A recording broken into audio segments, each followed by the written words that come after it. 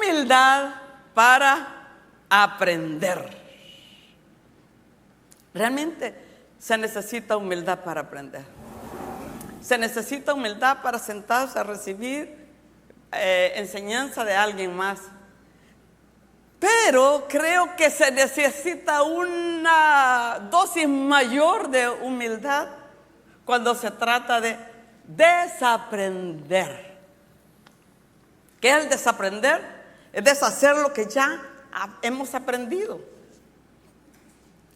Porque todos nosotros, a todos, le doy de verdad, yo soy la más humilde de todas ustedes, pero me cuesta reconocer que no todo lo que yo sé es correcto.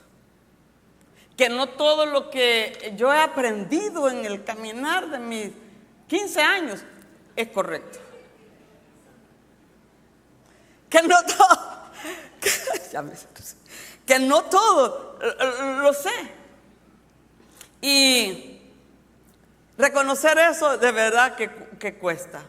Y hay que reconocer algo. Muchos de nosotros hemos aprendido muy mal. Y venimos, quizás hemos crecido quizás en hogares o en familia o rodeados de personas que nos han enseñado a través de nuestra vida. Y hemos aprendido, sí hemos aprendido, pero hemos aprendido bien mal. Hay cosas que nosotros aprendimos. Mire, gracias a Dios, de verdad la misericordia del Señor, porque yo aprendí cómo nací en un hogar cristiano y en esos años, de verdad los principios y las estructuras eran tan fuertes que la salvación era algo casi como una maldición. Bueno, lo veía yo en ese tiempo, porque había que hacer demasiadas cosas para mantenerme salva. Tenía que hacer esto, lo otro, o no hacer esto, no hagas esto, porque si no pierdes tu salvación. Entonces vivía así, ¿verdad? Como sintiendo que ya cae el rayo, como que Dios ya va. Entonces crecí con ese conocimiento del Dios. Claro, eso me trajo serios problemas de comunicación. No podía vivir libremente en esta relación de Dios. Entonces, cuando yo desaprendí eso y aprendí que la salvación, yo no tengo nada que hacer, pero nada que hacer. Solo rendí mi corazón porque toda la obra la hizo Jesús en el Calvario. Así que es una gracia, es un regalo de Dios. Es un regalo de Dios. Y entonces ahora con este nuevo conocimiento me doy cuenta que todo lo que yo hago es porque soy salva. Entonces cambia. No sé qué usted aprendió de sus años atrás o qué a ustedes les enseñaron. A este punto yo creo que ninguno de nosotros está creyendo que venimos del mono, ¿verdad? ¿O alguien tiene un abuelito, tatarabuelito parecido a un mono? Ninguno. Eso nos enseñaron. Tuvimos que aprender que somos hechura de Dios. Amén. Entonces nos enseñaron que tenemos que trabajar fuerte, muy duro. De verdad, el trabajo, la misma Biblia dice que si nosotros no trabajamos, dime que no comamos. O sea que el trabajo en sí es buenísimo, pero el concepto que a veces nos transmiten es que yo tengo que trabajar fuerte para alcanzar las bendiciones de Dios. Pero en el nuevo conocimiento en el Señor, en la nueva sabiduría de Dios, que dice la palabra, que busque el reino de los cielos y que luego todas las añadiduras van a seguirme a mí. Entonces, conceptos, y yo podía seguir hablándole estos son los conceptos como a nivel espiritual, pero usted y yo conocemos, me estaba recordando en la mañana que, aunque no lo practicábamos, pero yo sé que ese es uno de los conceptos que se manejaban, que por ejemplo en Semana Santa podían correr algunos. No podíamos correr en Semana Santa. ¿Ah? Sí, ¿verdad? Y si saltamos, pisoteamos el cuerpo de Cristo. Entonces son de verdad. ¿Se dan cuenta? Necesitamos hacer cambios. Pero debemos de entender definitivamente que existen otras perspectivas y otra manera de ver la vida. Por eso es que los que están en esta iglesia y están en la academia saben de esto. Porque la primer clase de la Academia de Obreros, ¿cuál es? Alumnos, odres, los odres nuevos. Porque es importante que se pueda enseñar los odres nuevos para empezar a recibir la enseñanza de toda la academia, luego el módulo 1, el módulo 2. ¿Por qué es importante recibir esa enseñanza? Porque de esa enseñanza va a depender todo, si recibimos o no todo lo bueno que Dios tiene o todo lo nuevo que Dios tiene para nosotros. Muchos llegamos como odres viejos,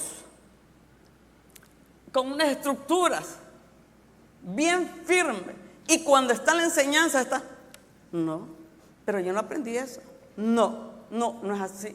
No. Y estamos argumentando. Y si no lo decimos en la boca, en nuestro corazón estamos argumentando. Entonces, yo creo que esto es de los desafíos más grandes que los pastores han tenido que enfrentar. No solo conmigo, me parece que con algunos de ustedes también. Desmantelar, desprogramarnos con tanta estructura que traemos, con tantas formas de pensar que tenemos. Entonces, es uno de los desafíos más grandes. Por eso es que a los pastores son felices. Véanle las caras cuando nuevos convertidos vienen, personas que nunca recibieron a Jesús. Porque ellos saben, esos son odres nuevos, fáciles de que reciben la enseñanza, con corazones humildes para recibir.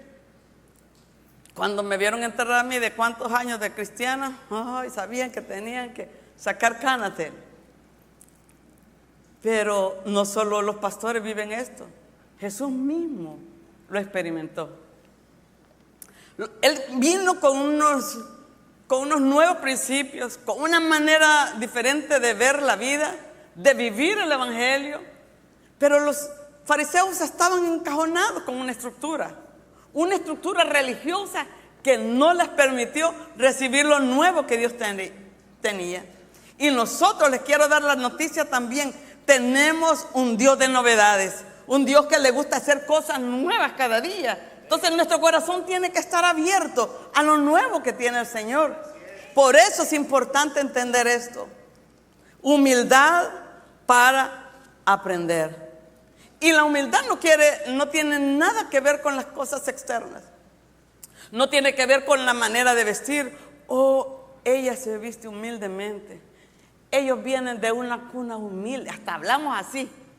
Ellos vienen de una cuna humilde. Hasta nosotros hacemos la carita de una cuna humilde. Él es bien humilde. Mira que es humilde. Ni mata una mosca. Es bien humilde. Y el tipo por dentro, como les decía, por dentro está tirando ráfagas, Rambo de cada pequeño por dentro. Entonces, no es nada externo. Es una actitud de nuestro corazón. La humildad es una actitud de nuestro corazón que nos permite reconocer que necesitamos, que tenemos limitaciones y que necesitamos de alguien más. Que nos permite no solo reconocer que tenemos limitaciones, sino que nos permite reconocer que nosotros podemos fallar. No somos infalibles. Nos equivocamos, o alguno de ustedes nunca se ha equivocado. ¿Alguno de ustedes nunca ha hecho errores? Yo me he equivocado increíble. He hecho errores horrorosos. Entonces, la humildad para reconocer mis limitaciones hasta me permite recibir las críticas de otros. Críticas que me van a ayudar a crecer, que me van a ayudar a ser mejor hija de Dios, que me van a ayudar a ser mejor persona. Claro, cuando nos critican es como que le ponen limón a la llaga, ¿verdad? ¿Cómo reaccionamos cuando alguien hace una crítica? ¿No consideras que tú deberías de hacer esto mejor y no eso? Sentimos, ¿verdad? Esto es un buen parámetro. La próxima vez les voy a dar esta clave. Así es cortesía. El pastor me dijo darle la cortesía de la casa. La próxima vez que alguien haga una crítica a usted, evalúe cómo reacciona. De eso va a depender cuánto orgullo y cuánta humildad hay en su corazón. Así que esto ya va ¿verdad? Pero esta virtud de la humildad y la humildad para aprender en la vida cristiana es sumamente importante. ¿Por qué? Porque también nos permite reconocer no solo nuestras limitaciones, sino nuestra dependencia de Dios.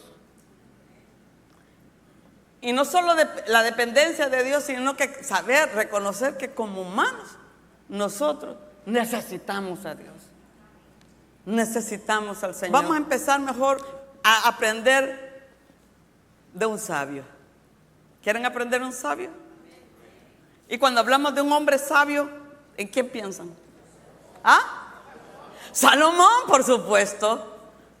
Salomón, decimos la palabra sabiduría, ¡pam! Y la mente conecta rapiditamente con Salomón. Sí, porque la Biblia dice que Salomón, el rey de Israel, hijo de David, fue el hombre más sabio de este planeta, que ha pisado esta tierra, por supuesto, fuera de Jesús, ¿verdad? Entonces, él hereda el trono de su padre. Y cuando hereda el trono de su padre, mire, yo no sé si usted ha estado ante una persona que está por morir y que tiene la oportunidad de hablar. Cuando está, lo que quisieran, yo creo, es darle el consejo más profundo. Quisieran resumir todo en unas pocas palabras a la persona amada. Y el rey David, antes de morir, habla con su hijo Salomón y le dice esto en 1 Crónicas 22:12. Era de las cosas más profundas, creo, y el deseo de un padre.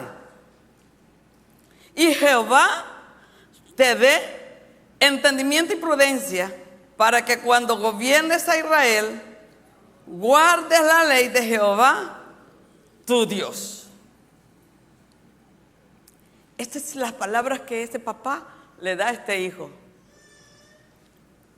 Y Jehová te dé entendimiento para cuando tú gobiernes. Entonces yo no sé, yo estaba pensando, cuando estaba pensando en esta enseñanza, se me vino la palabra enséñame. Yo dije, enséñame. Porque es una expresión de petición, o sea, es una expresión de alguien que quiere aprender algo. Cuando yo le digo a alguien, enséñame, estoy reconociendo que necesito la ayuda de alguien. Entonces voy a la Biblia, en mi teléfono, busco la palabra enséñame para saber quién dijo enséñame. ¿Y qué creen? El rey David, en la lista de enséñame, de esa expresión, el rey David, el 93% de las enséñame, el rey David. Enséñame tus estatutos, enséñame tus caminos, enséñame buen sentido de sabiduría, enséñame de tal modo a contar mis días que traiga al corazón sabiduría. Enséñame, Jehová, enséñame, enséñame. Entonces, pensando en esto, dije, ¿cuánto tiempo durante la niñez Salomón habrá escuchado a su papá decir en las noches: enséñame, Jehová, a guardar tus estatutos? Enséñame sabiduría y cordura. ¿Cuántas noches?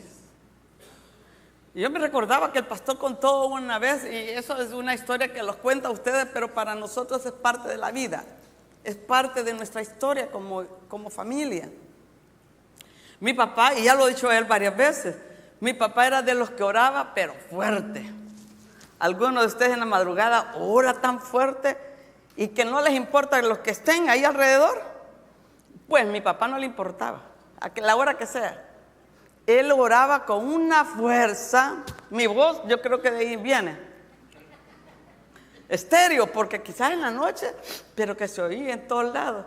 Y yo igual que él, claro, él ha tenido la oportunidad de contar eso, pero yo también tengo mi recuerdo al respecto. Oír a mi papá decirle: yo y mi casa serviremos a Jehová. Señor, yo y mis hijos y mis descendencias serviremos a Jehová. Los serviremos. Y quiero contarle que 8 hijos, 8, nosotros hemos estado sirviéndole al Señor. Pastores, misioneros, cantores, músicos, y una que ya está en la presencia de Él adorándole, así como quería.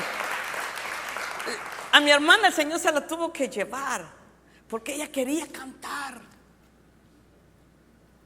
Ya no podía. Y dijo: ok, vámonos. Allá me adoras. Ay, yo sé que ya está. Ven, vamos, adora. Adórame como quieras.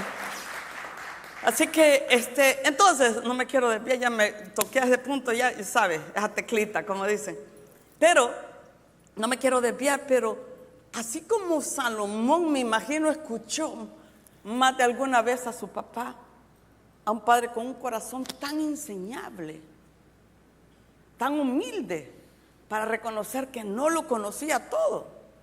Y estoy hablando del rey David, el cantor de Israel, el que escribió cantidades de salmos.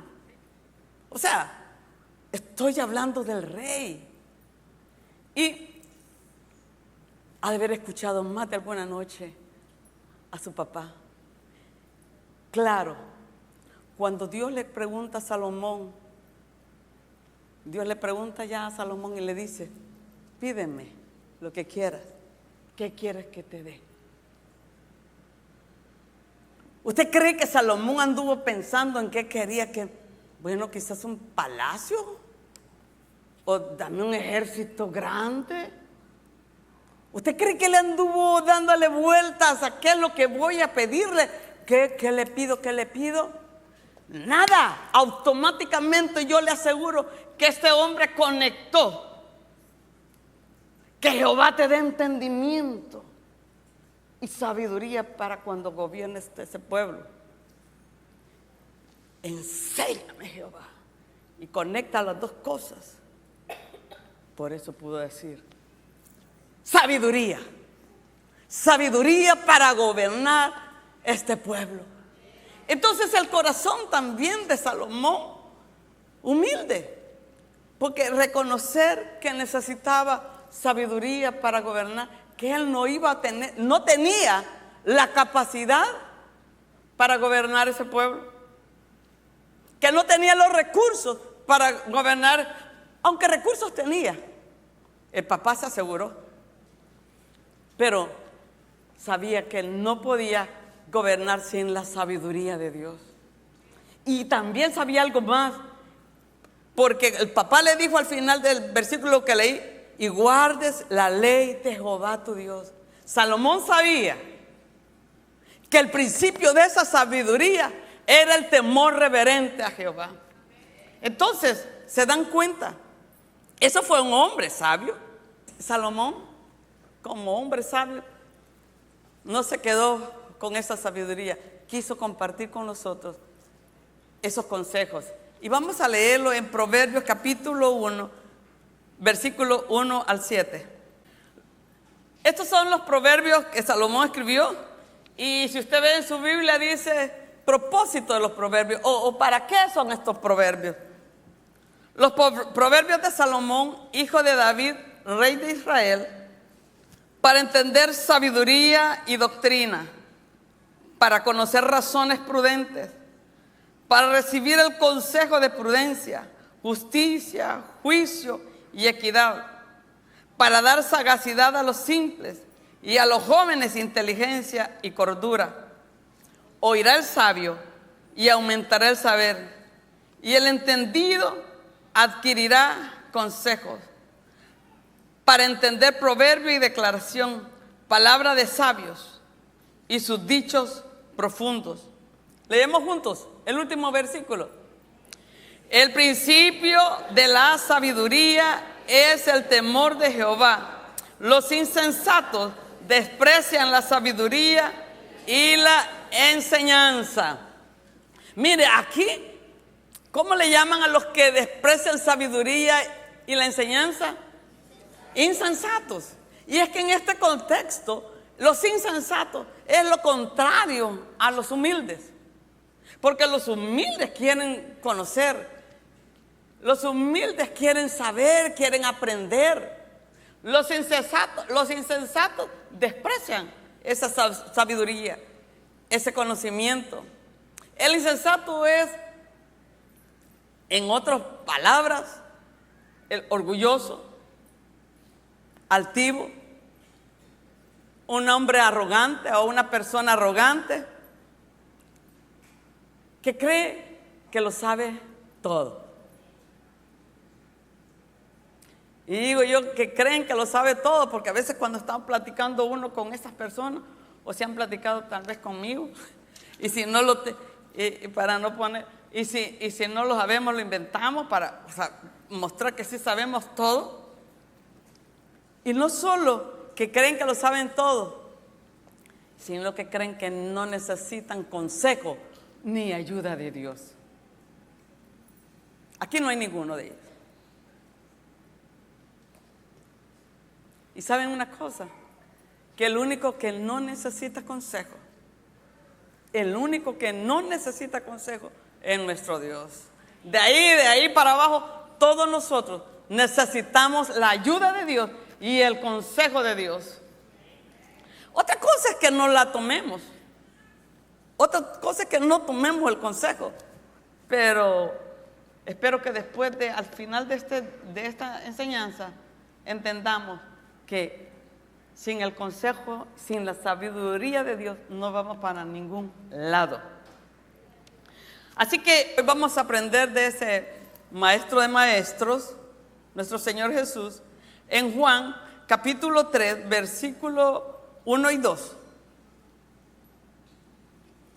Dice así: había un hombre de los fariseos que se llamaba Nicodemo, un principal entre los judíos. Este vino a Jesús de noche y le dijo: Rabí, sabemos que has venido de Dios como maestro, porque nadie puede hacer estas señales que tú haces si no está Dios con él. Todos hemos escuchado la historia de Nicodemo, ¿sí? Nicodemo, así como lo describe la palabra, un hombre conocedor de la ley, maestro de los fariseos, era miembro del Sanedrín y, como dice la palabra, principal entre los judíos. Era un hombre que tenía conocimiento, conocía el Torá, conocía la palabra. Y lo que me llama la atención de esta historia de Nicodemo es que Nicodemo, con todos esos títulos que les acabo de mencionar, una noche se dispuso a aprender algo que no entendía. Una noche, dice lo que leímos, que de noche Nicodemo fue y buscó a Jesús. Yo me imagino a Nicodemo medio a escondidas, porque era como, así como algo en secreto, ¿verdad? Porque iba de noche a buscar a Jesús. Él iba a hablar con el maestro, con el rabí. Pero recuérdese que Nicodemo era maestro también. Por eso que cuando Nicodemo se acerca a Jesús, le dice, maestro, ¿sí?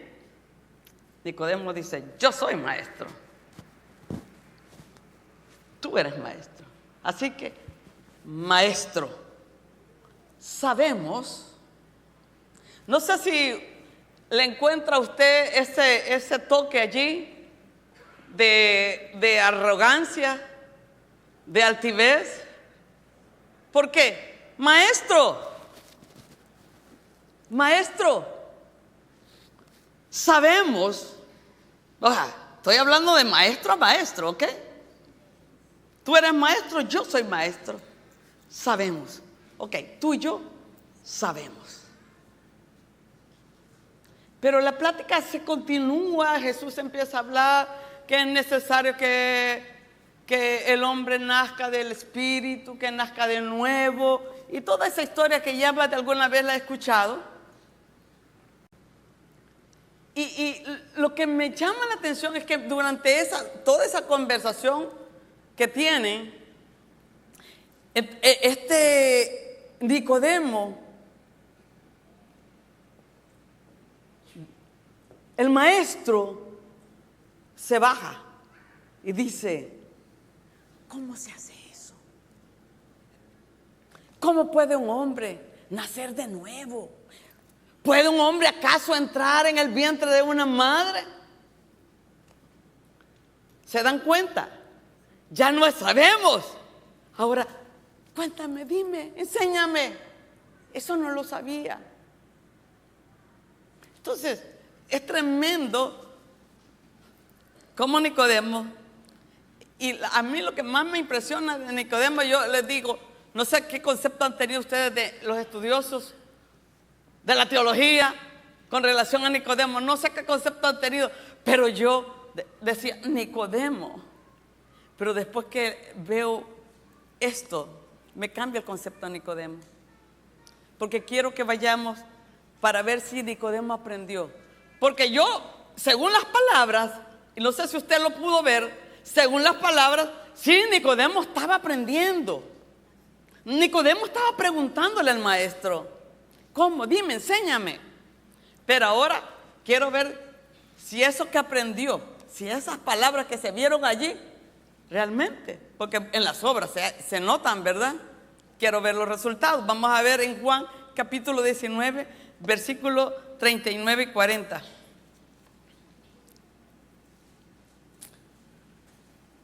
También Nicodemo, el que antes había visitado a Jesús de noche, vino trayendo un compuesto de mirra y óleos como 100 libras. Tomaron pues el cuerpo de Jesús y lo envolvieron en lienzos con especias aromáticas, según es costumbre sepultar entre los judíos.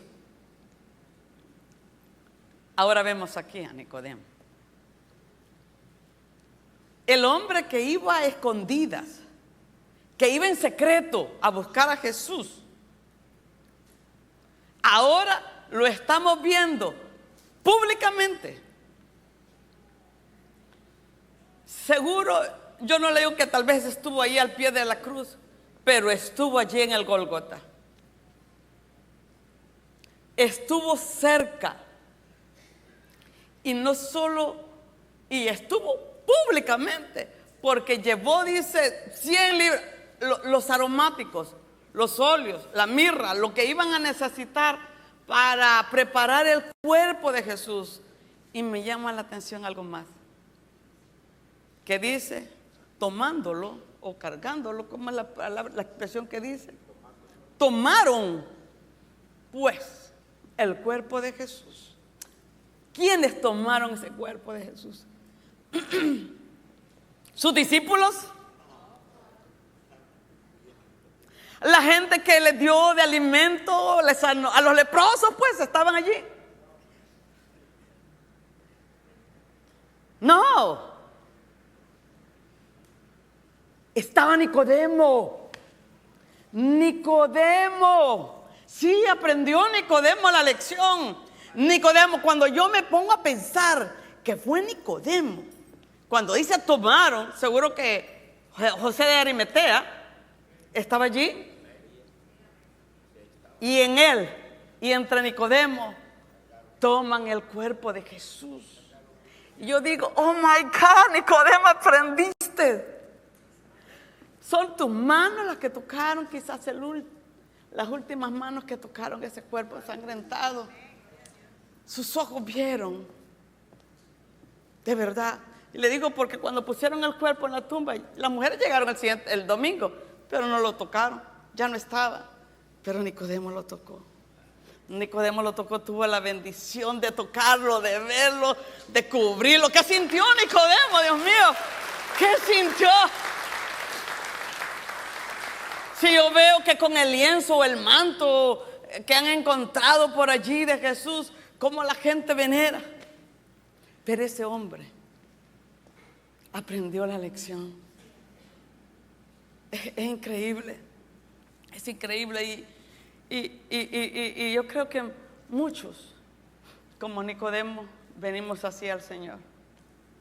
Nos acercamos a Jesús como así de medio, a ver qué pasa, como medio de incógnitas. Muchos vienen a ver, ay, no. Pongan su nombre en las hojitas de visita. A veces la gente no pone sus nombres, es que quieren incógnitas, o un número equivocado en el teléfono, incógnitas que me van a andar siguiendo. Si supieran la gracia que tener aquí. Oh my God. Muchos de nosotros venimos así.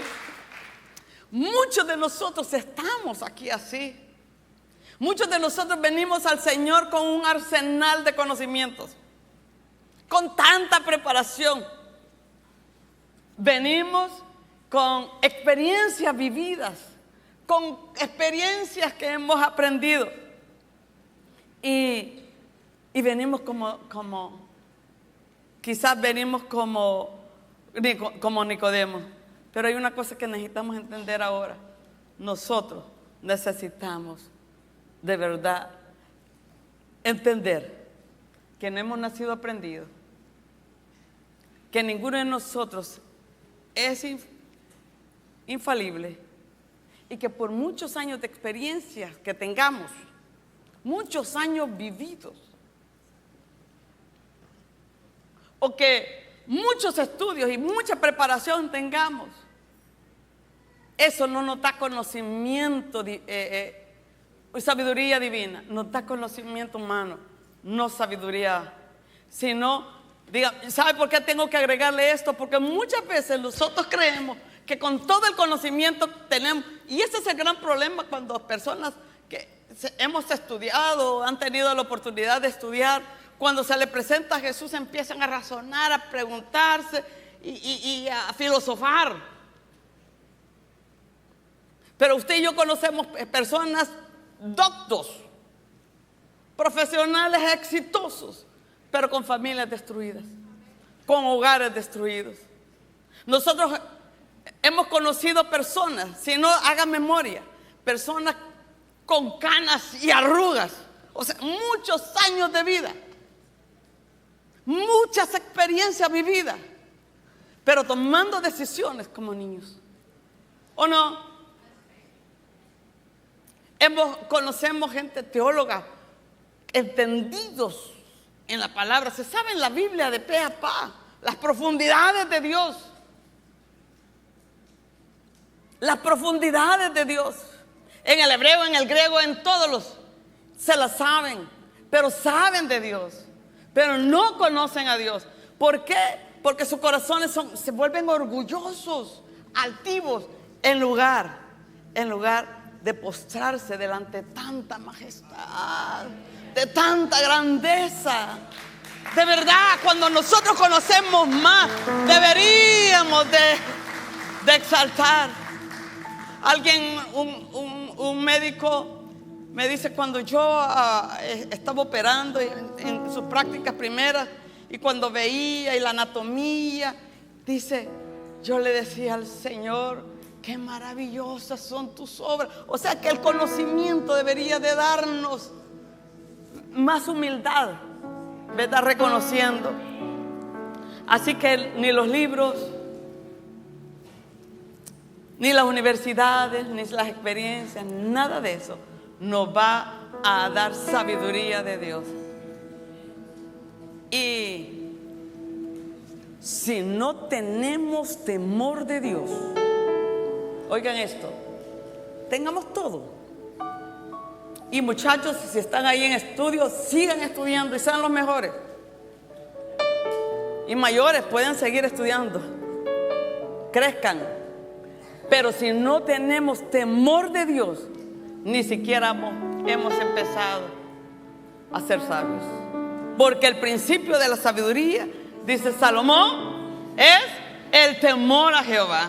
Es la reverencia que tengamos a Jehová. Y por último,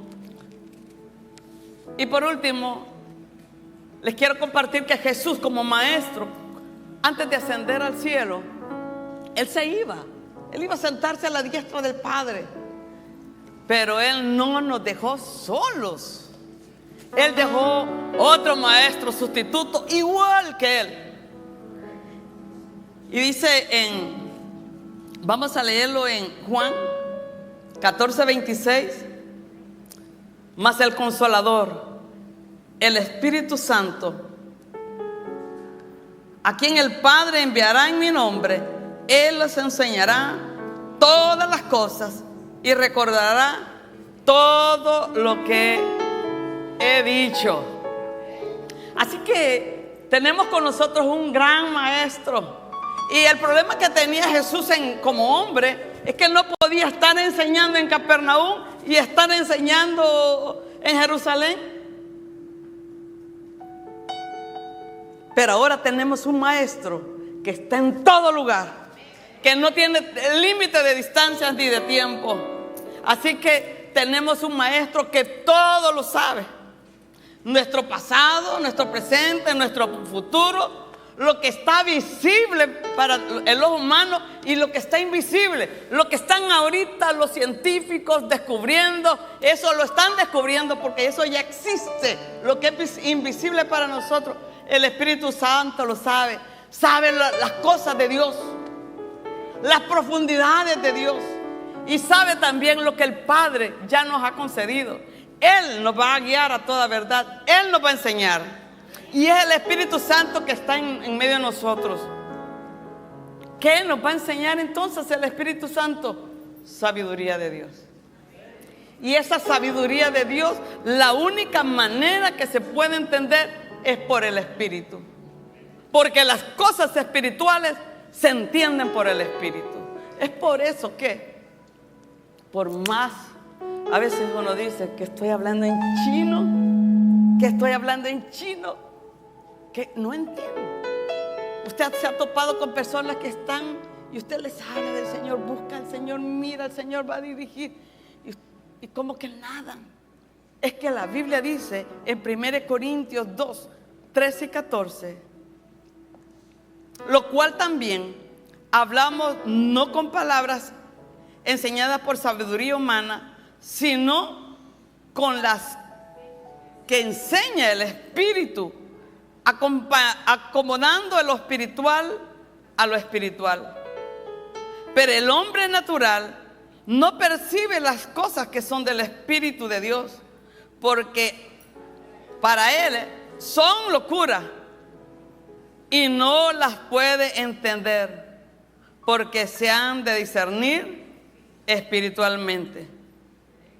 Son locura, por más que le digamos. Son locura, son una exageración. Yo he oído gente que dice, es que esto es una exageración. Me dijo, oh, ¿tú eres cristiana? Sí, sí, soy cristiana.